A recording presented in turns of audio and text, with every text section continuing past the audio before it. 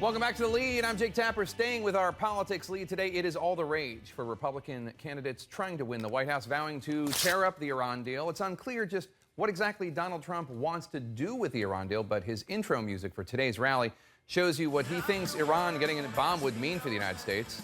The dulcet chords of REM's It's the End of the World as We Know It, playing as he strides onto the stage.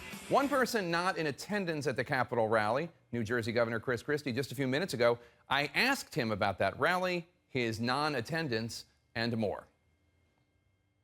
And joining me now is Republican presidential candidate and New Jersey Governor Chris Christie. Governor Christie, thanks so much for being here. Thanks for having me back. Great to back. have you in studio. So there's a rally going on right now with Ted Cruz and Donald Trump protesting the Iran deal. Yesterday, Ted Cruz and Mike Huckabee were in Kentucky rallying in support of Kim Davis. Take a look at this video. You see Senator Ted Cruz at that rally yesterday, where I'm told a Huckabee staffer is preventing Cruz from getting on the stage and, in the views of the Huckabee campaign, crashing the Huckabee event.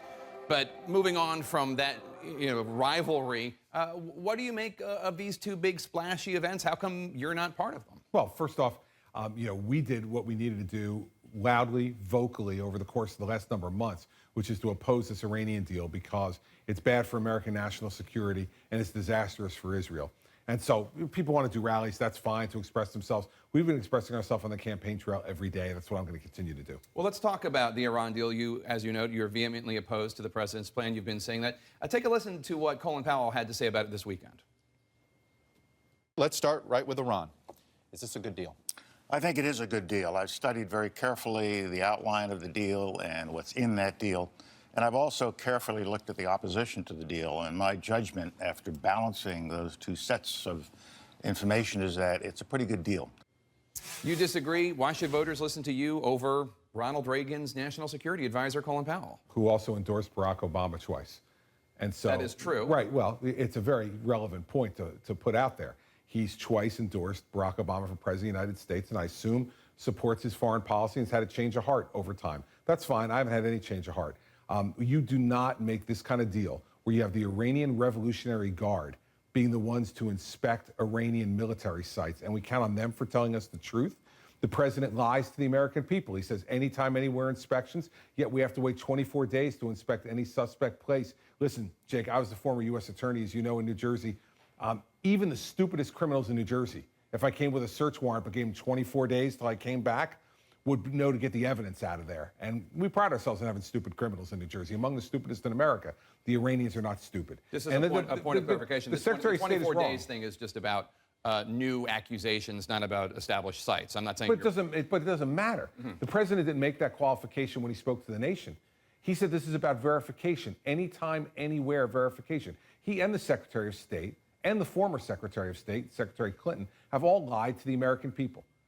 They've looked right in that camera and lied. You're talking about the anywhere, anytime. Yes, sir. Assertion. Absolutely, and he says that's what the whole situation is underpinned by, is that this isn't about trust. We have verification. We have verification based upon the Iranian Revolutionary Guard and a 24-hour waiting period for any new accusations. It's ridiculous. This former Secretary of State Powell is wrong. I think his view is being colored by the fact that he twice endorsed this man for president.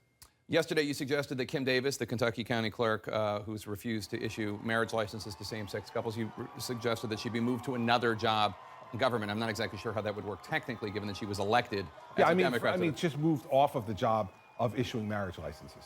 Do you agree with Huckabee that telling her to do this is judicial tyranny?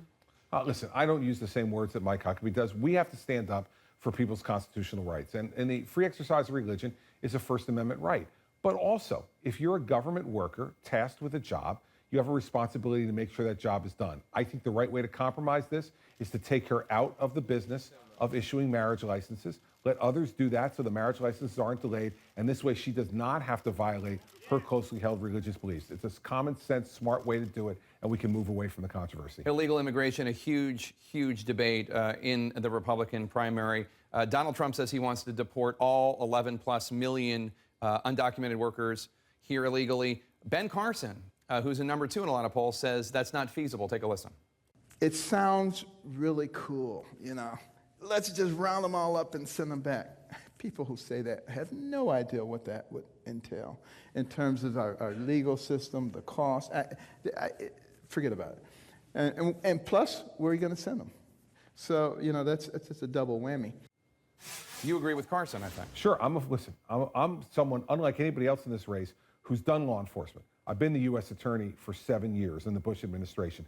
And there are not enough, police officers, the local, county, state, and agents at the federal level to round up all those people and forcibly deport them if we wanted to. So it sounds good, but it's not going to happen in that manner. What we need to do is stop adding to the problem by securing our border and then dealing with the 11 million people who are here. But you're not going to be able to round them all up and kick them out. I don't care how many times you say it, how loudly you say it. We simply don't have the resources to be able to do it. But what people are really frustrated and angry about, Jake, is that the government let it get to that point to begin with. And that's why they hate Washington, D.C., and why they don't like the Congress, who doesn't do anything about this either.